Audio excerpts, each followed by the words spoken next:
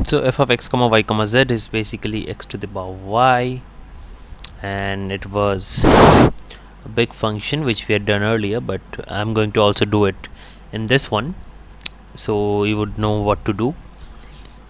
X into sine of y sine z. Okay,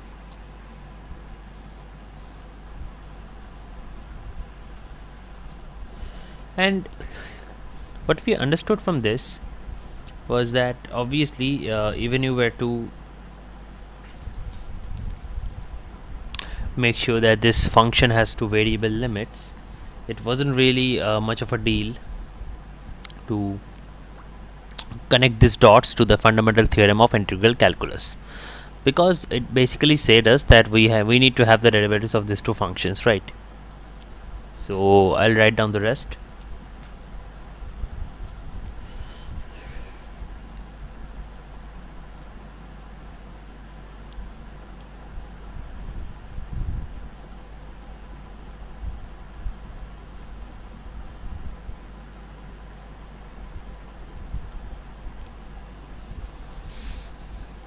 Now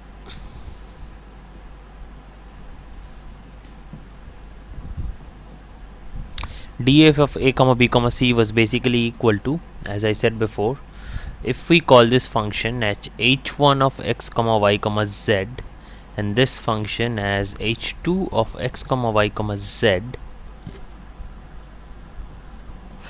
then we can write this as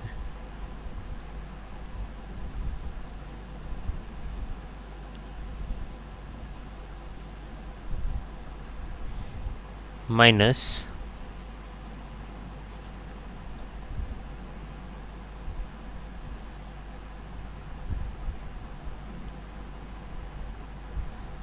and we only need to find dh1 abc and dh2 abc. So let us actually start by the simpler one, that is dh2 abc. So h2 of x comma y comma z is simply x to the power y, which is e to the power y ln x. This can be written as exponential of y log x, right? Therefore dh2 at the point abc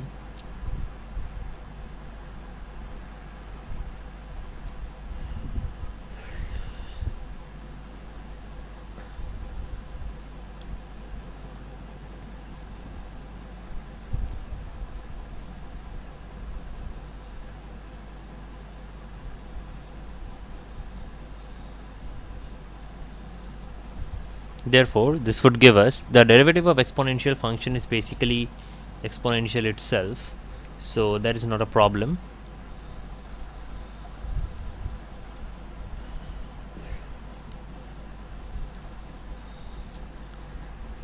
This becomes exponential of b log a. Now this derivative would be pi 2 prime into ln of pi 1 at the point abc plus pi 2 into ln of pi 1 prime at the point abc, right?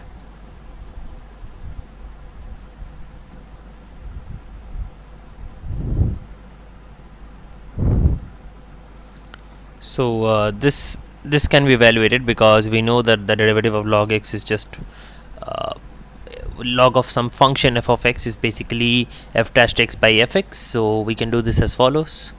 This is basically e to the power b log a multiplied by pi 2 prime is 0 comma 1 comma 0. Log of pi 1 at the point abc is basically ln of a. Now pi 2 at the point this is basically b. Ln of pi 1 whole derivative is basically pi 1 prime by pi 1 divided by pi 1 means a and pi 1 prime means 1 comma 0 comma 0, right? So this becomes a to the power b and this becomes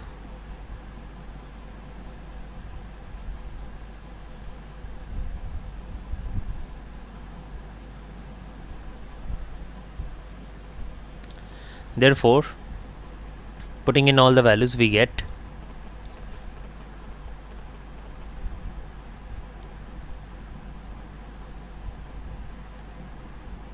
which is the derivative for dh2. Now comes the part for dh1. So remember, recall the function dh1 first.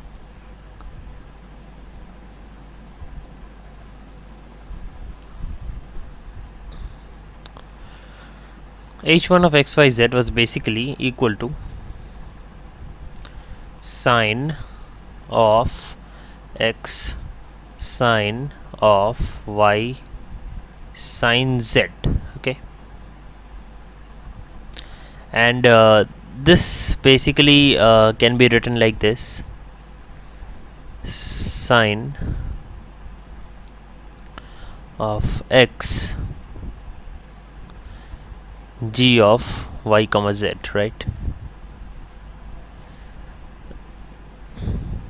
So what we are going to do here is something like this, that we're trying to evaluate this integral one by one, and we're trying to do it in parts. So this can be written as sine, and you're going to have the function x sine y sine z, and let us name this function as p1 of x comma y comma z. Then we can see that dh1 at the point a comma b comma c is simply derivative of sine at the point p1 of abc multiplied by p1's derivative at the point abc, right? So this is basically our thing. So this becomes cosine of p1 abc multiplied by dp1 at the point abc. Okay, so this is basically it. Now we need to find out the derivative of p1. So recall again that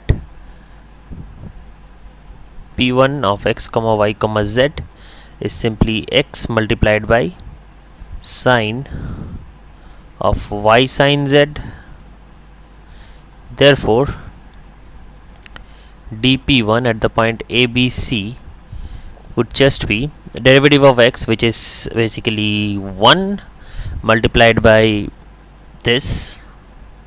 So we have derivative of x at the point abc multiplied by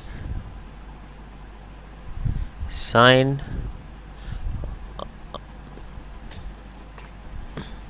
of b sine c, right?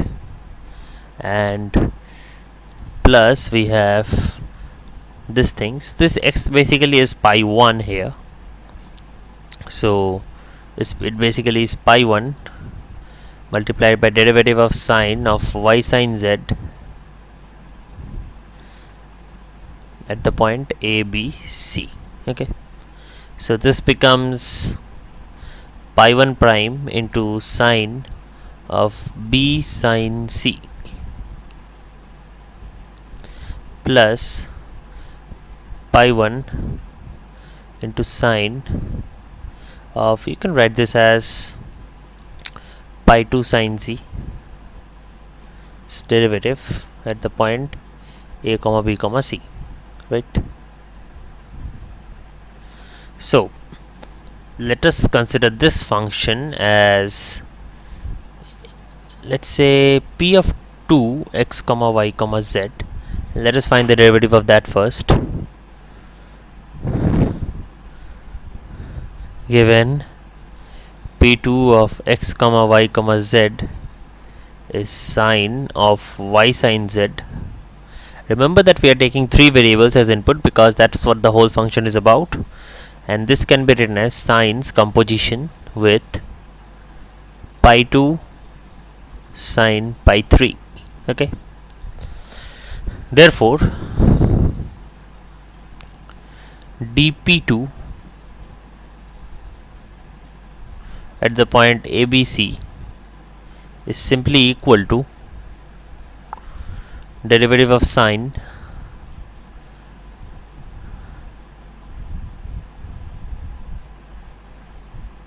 at the point ABC plus not plus actually, multiplied by pi 2 sine of pi 3 derivative at the point ABC. Now the derivative of sine is basically cosine, so it becomes cosine of B sine C, and multiplied by this becomes, now pi 2's derivative is pi 2 derivative. Pi 2 sine pi 3 can be evaluated by the rule of product, which is pi 2 derivative times sine of pi 3 at the point ABC plus pi 2 into cosine of pi 3 into pi 3 derivative at the point ABC. Okay, so this becomes cosine of B sine C multiplied by, now pi 2's derivative is simply 0 comma 1 comma 0, and sine pi 3 at the point will become just sine C, plus pi 2 cos pi 3 is basically B cos C, and the derivative is 0 comma 0 comma 1, right?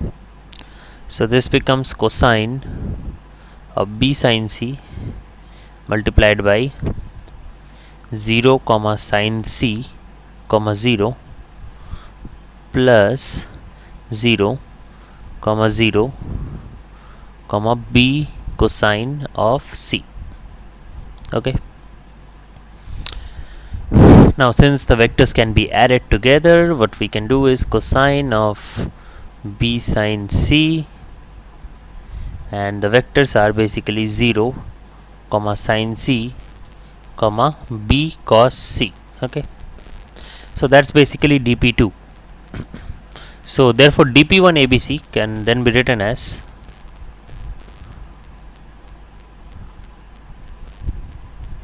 so let us check what it was. Pi 1 prime into sine of B sine C, so it's basically is pi 1 prime means 1 comma 0 comma 0 multiplied by sine of B sine C, sine of B sine C. Okay, and then we have this, then we have pi 1, which is basically A, cosine of B sine C times 0 comma sine C comma B cos C. Okay, so all in all what it gives us is this sine of B sine C comma A into sine C into cosine of B sine C, and at the end it gives A B cosine of C into cosine of B sine C, and this is what dp1 is basically all about. Now if you remember, dp1 was basically this, and we had that p1 ABC was this. So dh1, which is what we wanted to find, is basically cosine of this x sin y sin z at the point ABC multiplied by the derivative of p1, right? So therefore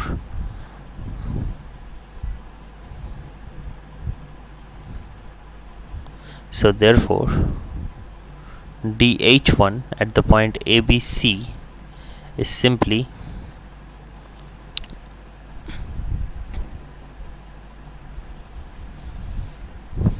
cosine of this. Okay, so it's basically cosine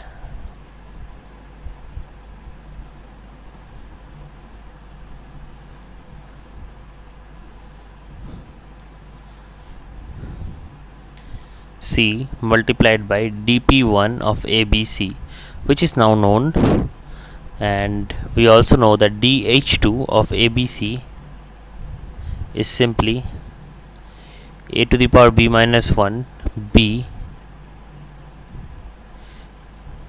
a to the power b log a comma 0, right? Therefore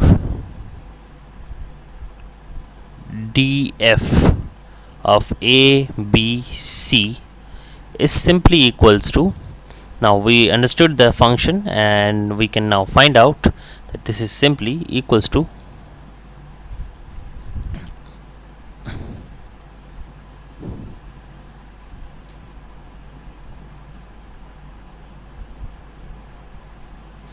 sine of a sine of b sine c multiplied by dh1 of a comma b comma c minus g of a to the power b multiplied by dh2 of a comma b comma c, which is the answer. And dh1 and dh2 are as defined above, and dp1 is also defined above, so you can find the derivative at basically any point where it is defined, right?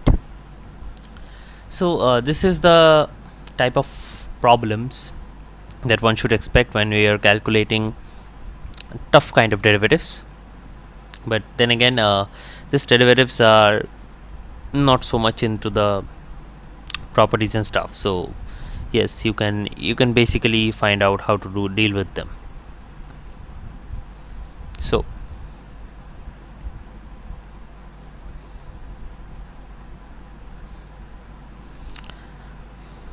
let us do another one now.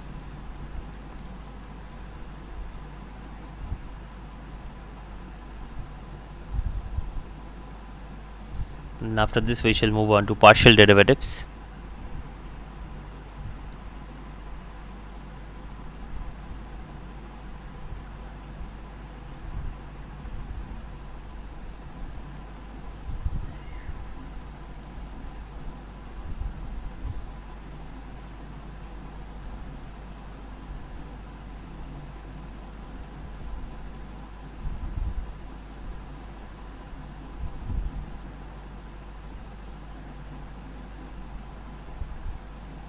X to the power y plus z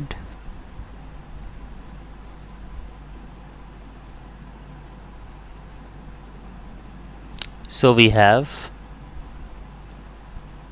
f of x comma y comma z equals to y plus z.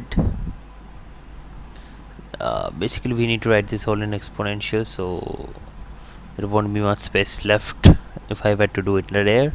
So let us write it at like this: exponentials composition of pi 2 plus pi 3 ln of pi 1 at the point x comma y comma z. So this is how we can write this function f in composition form, and what we can do is this. Therefore, by the chain rule,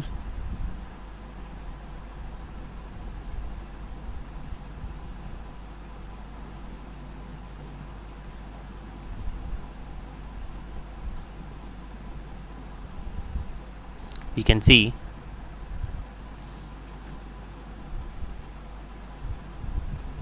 df of a comma b comma c is basically equal to derivative of exponential function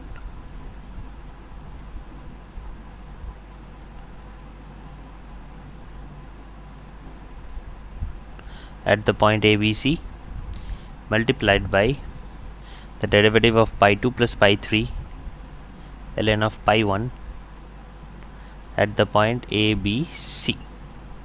Now the derivative of exponential is basically exponential, and at the point pi 2 plus pi 3 whole into ln of pi 1, if you put it in the point a comma b comma c, it just becomes b plus c ln of a, right? It's basically exponential of b plus c ln of a. And now we have this derivative where we can see that it's just the derivative of pi 2 ln of pi 1 plus pi 3 ln of pi 1 at the point a comma b comma c.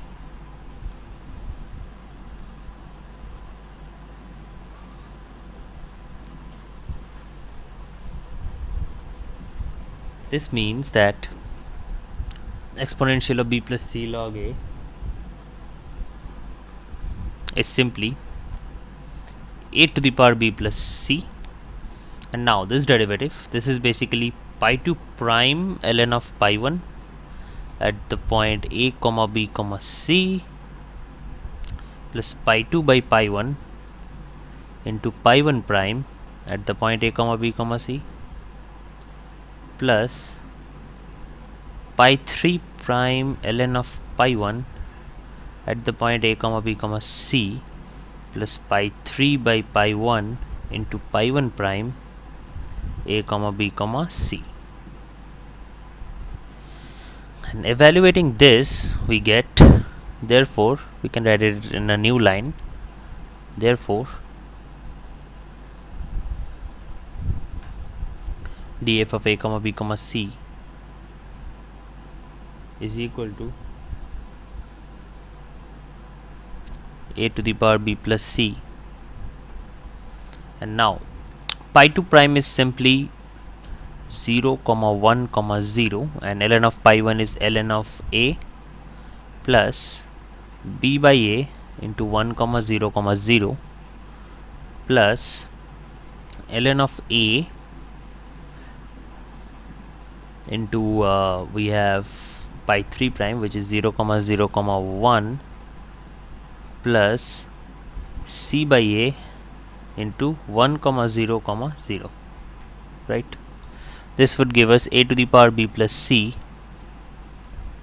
0 comma ln of a comma 0 plus b by a comma 0 comma 0 plus 0 comma 0 comma ln of a plus c by a comma 0 comma 0. And therefore this means that this is equals to a to the power b plus c. Now 0 plus b by a plus c by a, so this becomes b plus c by a in the first quadrant, ln a plus nothing, so only ln a in the second quadrant, and ln a in the third quadrant. So we multiply together to get this. The answer is b plus c into a to the power b plus c minus 1, a to the power b plus c ln of a, and a to the power b plus c ln of a, which is the answer. And if you check carefully, all of these three functions that you have found out are basically the partial derivatives with respect to a, b and c, which is very intriguing and an interesting fact here, because this kind of similarities do not often usually appear, but when they do, it's basically because we need to understand the importance that if a function's derivative exists, then so does its partial derivatives, because this multidimensional functions, they're composed of partial derivatives only, so all its component functions must also exist, right? So anyway, the added video with this would be about the derivative section, where we use the chain rule and stuff, and we can use them in order to find all different kinds of functions. So that will be added with it. Also in the next one we shall start continuing about all the properties and all the functions of partial derivatives as well. The previous one. Now the statistical inference that we have studied in the previous lessons was mostly about how to do point estimation, how to do interval estimation and stuffs like that. But in this one we would rather go on to the more probabilistic ways. That is, we are going to first study about joint distributions, mostly about multiple continuous random variables and how they are associated with all the statistical probability distributions, because oftentimes what happens is you might be given two different distributions following a data set following two different distributions, and you might be asked to find some values which are in accordance with a rule. Let's say x and y are two data sets, are from two different data sets, and you might be asked to find the distribution of x plus y or xy or x divided by y and stuff like that. So in that case we would require the joint distribution. So the process to find that and how to manipulate and how to use them is what we are gonna study in this whole lesson. So let me just prepare the session and then I'll write down the topic.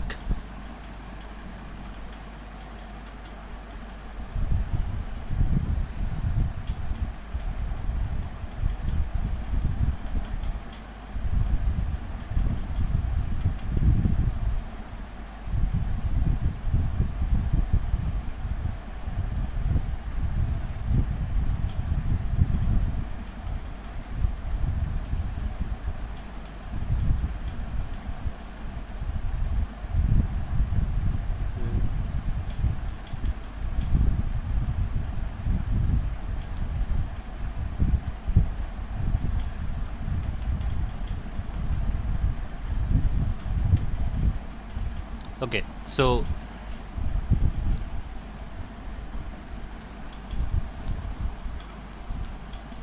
joint distributions.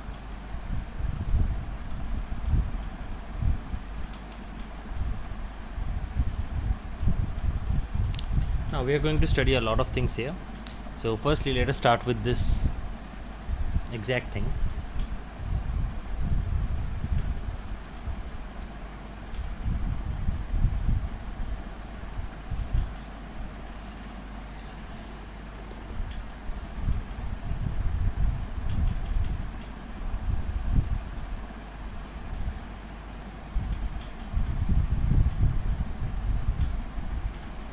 Two random variables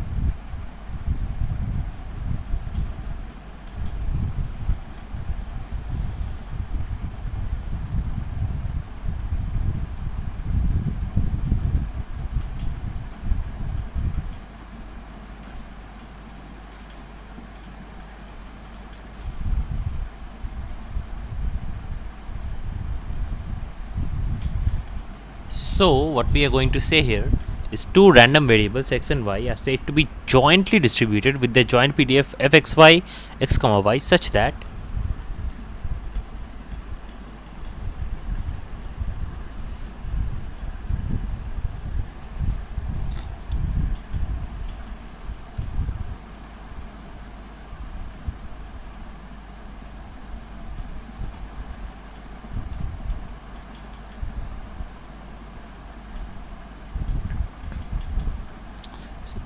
double integration over the region A f x y x comma y dx dy.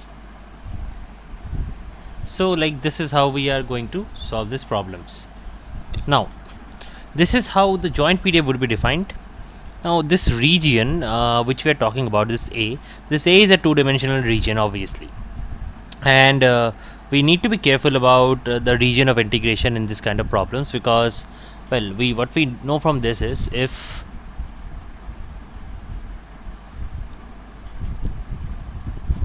omega is the sample space,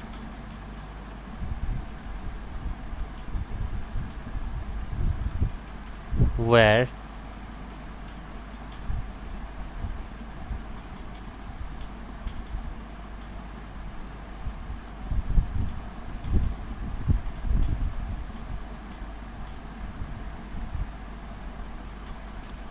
then what happens is we have, by the, since total probability is always 1, then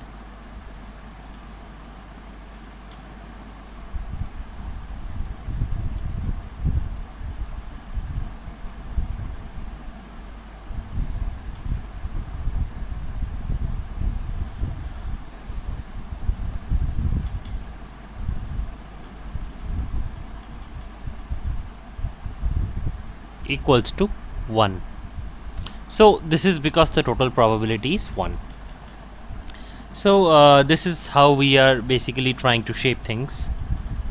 Now this kind of problems might be tricky at first sight, so that is why we would be doing a few examples to make sure that we understand all the problems and all the key features of joint distributions.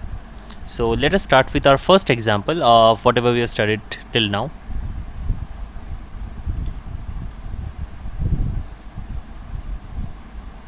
So let me first write down the entire problem and then we can discuss.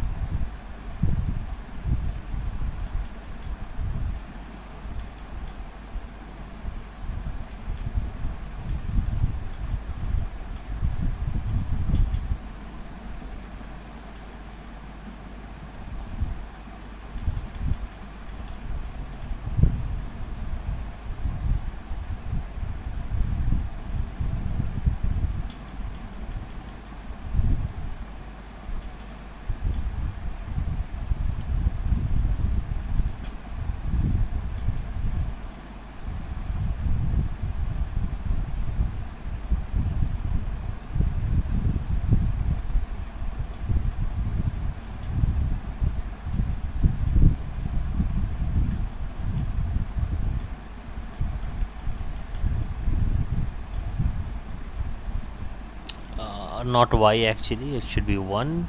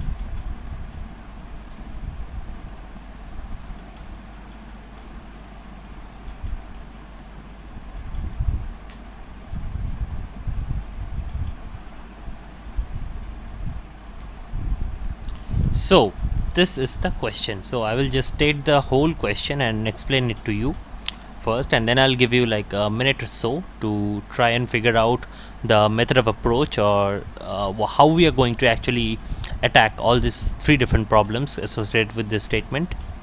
So it's given that x and y are two jointly continuous random variables. So it means that x and y are random variables and they are jointly continuous. So they are associated with each other and they have a common PDF. So that joint PDF is basically f of x comma y, which is a multivariate function. And when x and y both lie in the range 0 to 1 inclusive, we have the PDF as x plus cy square, where c is some real number and it is 0 otherwise.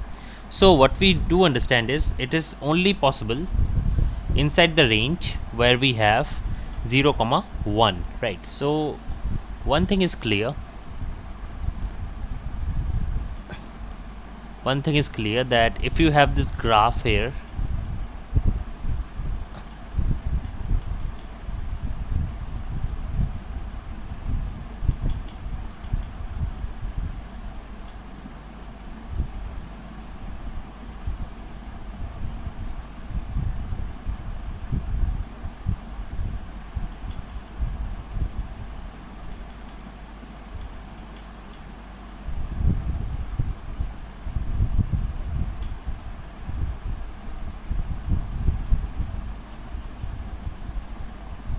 so inside this rectangular region, the joint PDF fxy is defined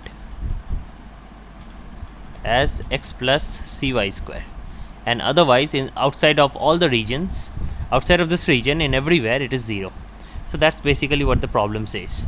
Anyways, so this is the statement, and then we have three problems. We have to find the constant c, we have to find the probability that 0 less than equals to x less than equals to half, and 0 less than equals to y less than equals to half, and also we have to find the expected value of x into y. So I'll give you like 1 or 2 minutes, probably 2 minutes, to try and think a solution to the first part, and then I'll solve it.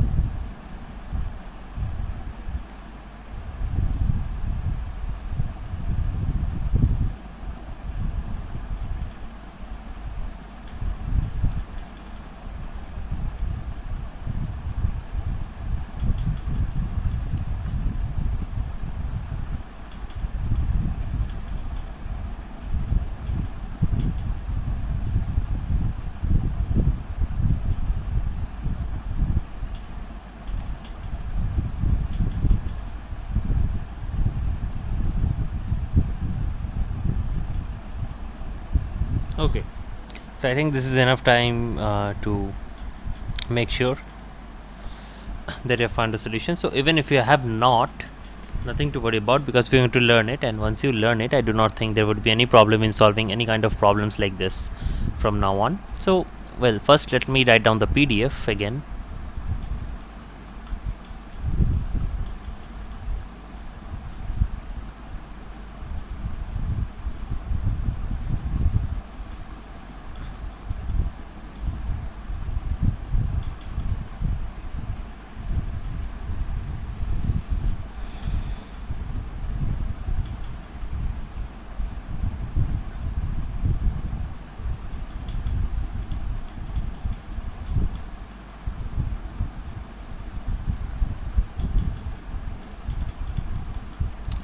It is x plus cy square only when x comma y belongs to 0 comma 1 squared, right? Now we see that in order to find this constant c, we can use a condition that total probability is always 1. And how do we use that? So see,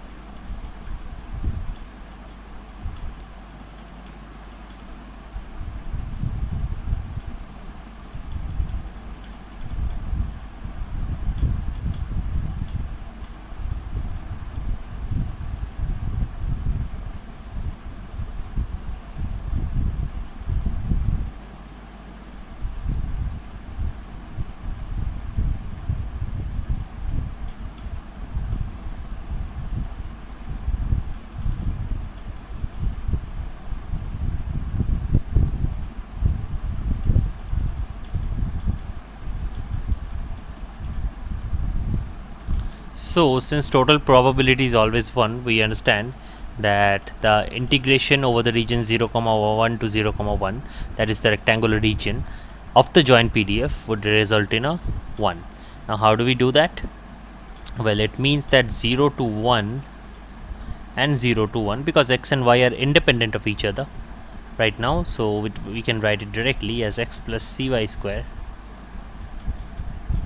dx dy equals to 1.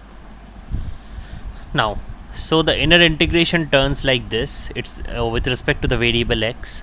So obviously integration of x is from 0 to 1 is 1 by 2, and for cy square it just remains as cy square dy equals to 1. And then again we have 0 to 1 half dy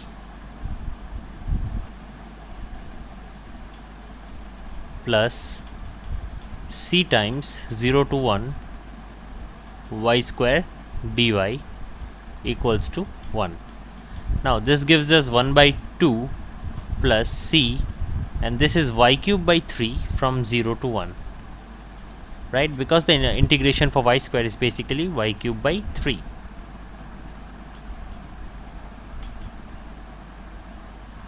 Now 1 by 2 plus c by 3 is equals to 1. This gives me c by 3 equals to 1 minus 1 by 2 equals to 1 by 2. And therefore, from this equation we get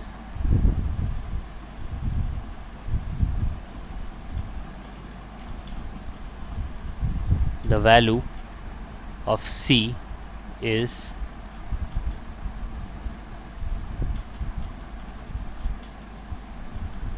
3 by 2. So this completes our first part. Now let's go to the second part.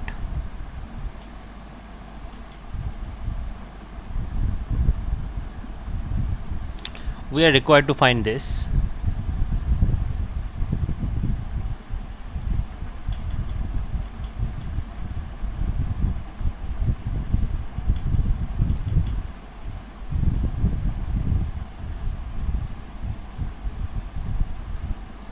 Of 0 less than equals to capital X less than equals to 1 by 2, comma 0 less than equals to capital Y less than equals to 1 by 2.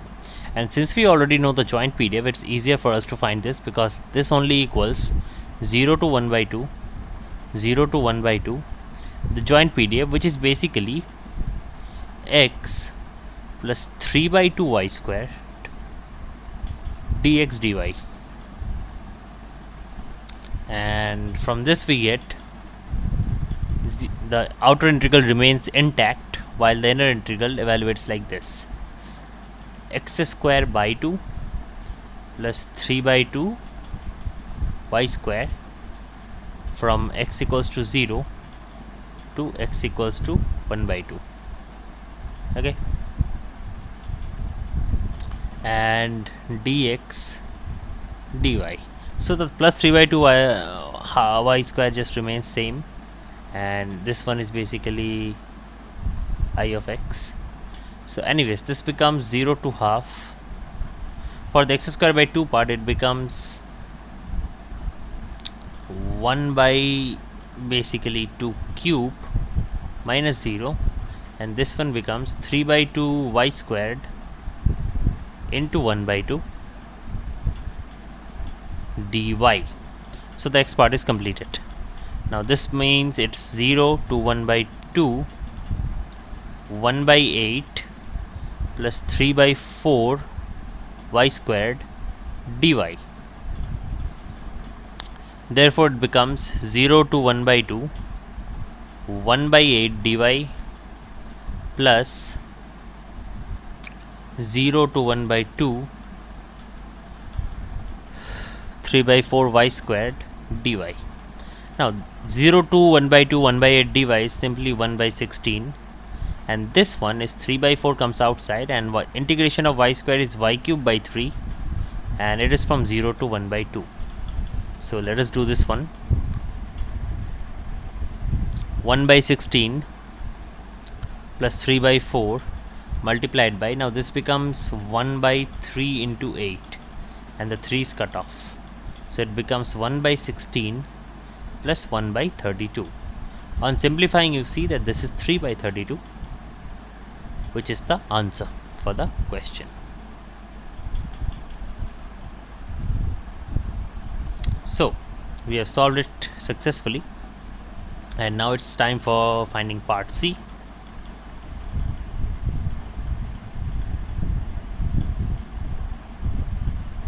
E of xy is given as, now we are going to use the limits over all the integrals, over all the region basically, because we would need it to be 0 to 1, 0 to 1, xy, fxy, x comma y, dx dy.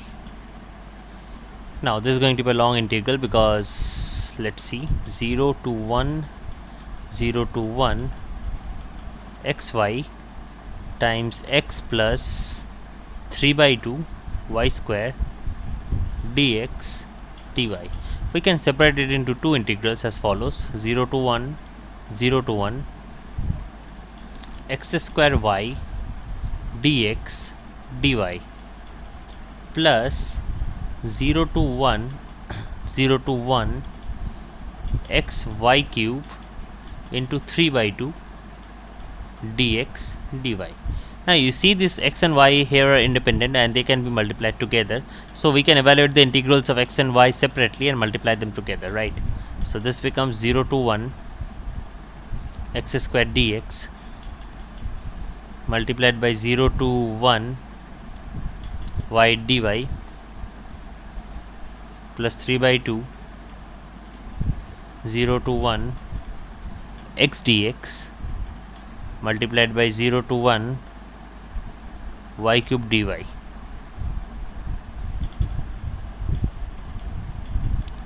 Therefore 0 to 1 x square dx is simply 1 by 3. Okay, let me just write it correctly.